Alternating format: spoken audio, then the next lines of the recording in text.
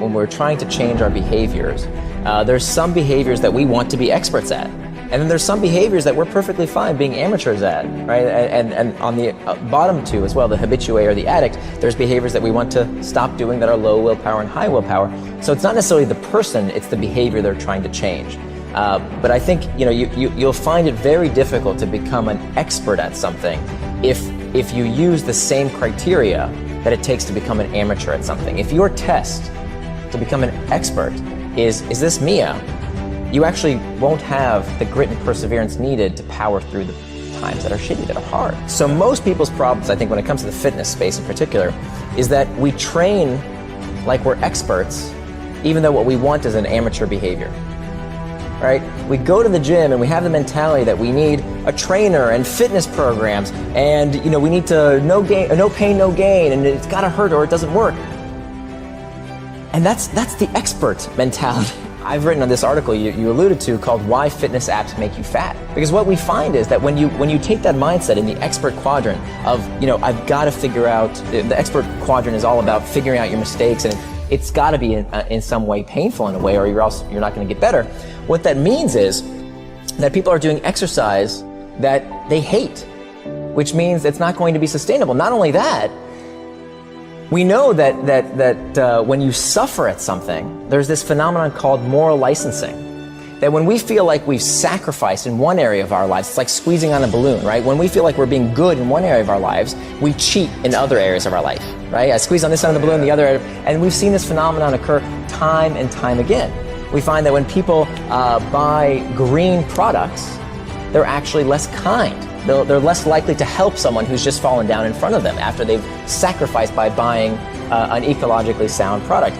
Some of the highest insurance rates on the road today are from a car that you wouldn't expect it. It's not Ferraris and Lamborghinis. Some of the highest insurance rates are for blue Priuses.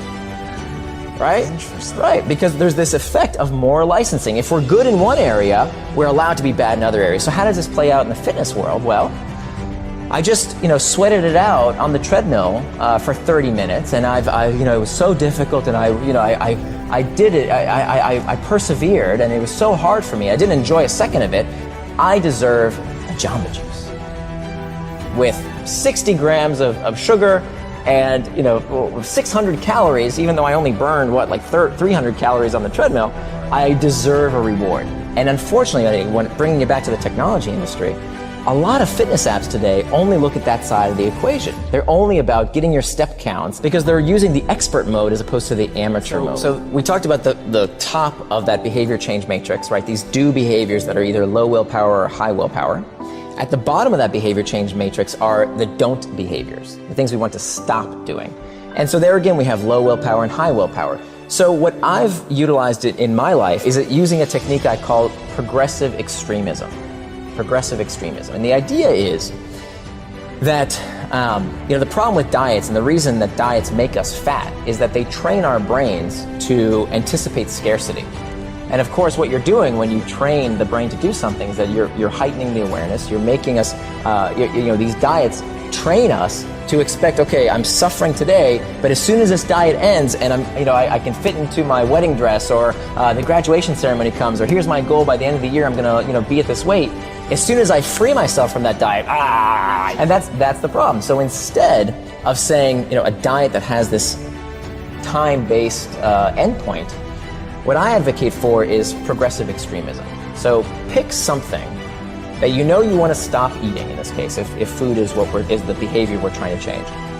And the criteria is, pick something that you can give up without too much trouble, but you can give it up for the rest of your life. Why would I want to do something temporarily and then go back to eating the way I used to eat? That doesn't make any sense. Of course I'm going to gain the weight. I want to make a permanent change.